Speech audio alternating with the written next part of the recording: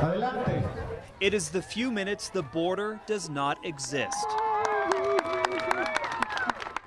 And families become whole again. Rodolfo Arevelo in the white hat hasn't seen his parents and siblings in 2 years. He says, for a few minutes, I can hug them. The reunion brief taking place in what is normally a barren Rio Grande riverbed. Today, a sea of families shedding tears. The event making this possible, hugs, not walls. It's a very good program. They give us the chance for him to see his family. See and meet family, like these babies introduced for the first time. Today, everyone here separated by color. Those wearing blue shirts live in the U.S. Those in white, Mexico, unable to cross legally. Hundreds traveling to El Paso for this reunion the past 5 years. It's also a reminder, a very stark reminder of the tragedy that comes with family separation. And when time is up, families walk back across the border, holding on to a hug that will have to last until the next time they meet. Whenever that may be. Just right around 1 3/4. Tape measure in hand. Blaine Mullican is not a contractor. About 1.5 inches on those letters. He's not an inspector. We need to enforce things as a community. He's just a guy who went to brunch the first Sunday in March. I was parked exactly right here. Parked at the Wells Fargo Bank on George Dieter and Rojas, and when he came back, his car was gone. I was scared at first. I thought, somebody stole my car. Stolen, no. Towed, yes, by a company called 80 Wrecker Service. Hey, look, I'm gonna call the cops on you. Blaine says that's an employee at 80 Wrecker threatening to call the police on him. They said I was playing hardball when I was simply asking for things that I'm entitled to know. Like providing a list of charges on his bill. Okay, a schedule of fees says it shows the breakdown for all the fees of so it justifies everything. We don't have that. And the ability to pay his $126 bill with a card. Yeah, can I just verify that you guys only accept cash? You guys don't accept debit or credit cards? Sorry? No, we don't. Both violations according to the Texas Department of Licensing and Regulation, or TDLR.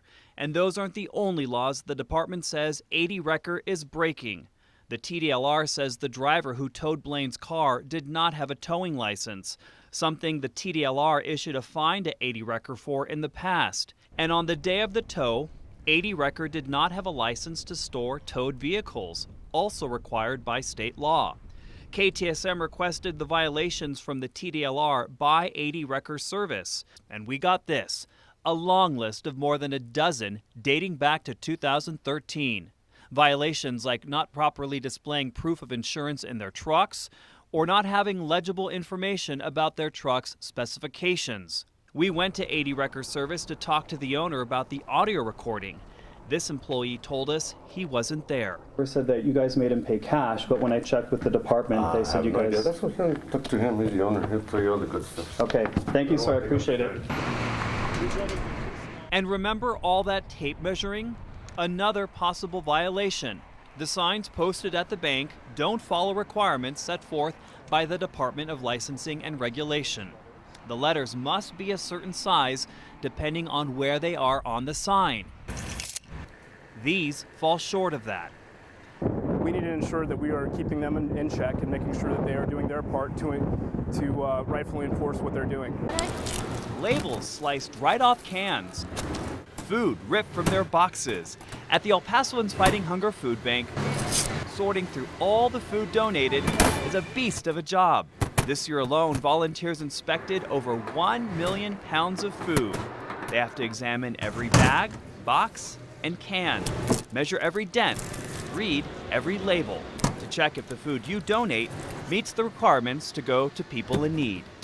Sometimes a can will come to us with no label, so we don't know what it is. Sometimes it'll be 6 years past its expiration date. Victor Navarez is the CEO of the El Pasoans Fighting Hunger Food Bank. This year, more than 100,000 pounds of food didn't pass inspection and could not be fed to people. So instead of sending all that food to the trash, the food bank sent it somewhere else. In Far East El Paso, a short drive from the food bank, is the farm of Lamberto Moreno. He has more than 100 pigs, from cute little piglets to giant porkers. Every week, the food bank donates crates full of labelless cans. Today it was 500 pounds. Usually it's close to 2,000. Food these swines hog up in a matter of days. They aren't picky or patient. It'll take 2 hours to open all these cans. Even with the help of this fast slicing metal machine. Ya la venden así. No, no es cierto. No, le hizo mi amigo. It takes some practice to master. I'm gonna get a big can.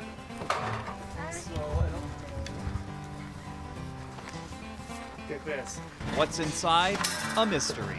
A guessing game Lamberto has mastered. ¿Dónde están los jalapeños? Los jalapeños son este. Este? Okay, he thinks that's jalapeños. Yep, he was right. Jalapenos, chili beans, pineapple juice, all on today's menu. As you can see, they're in hog heaven. Una bendición. A circle of life, farm to table, with an El Paso twist. That is food that's consumable by people in El Paso at some point in time. And sometimes they'll come back to us as a pork rind. Terror in the sky. This engine on a Southwest Airlines flight exploding mid-air. The flight en route to Dallas from New York City.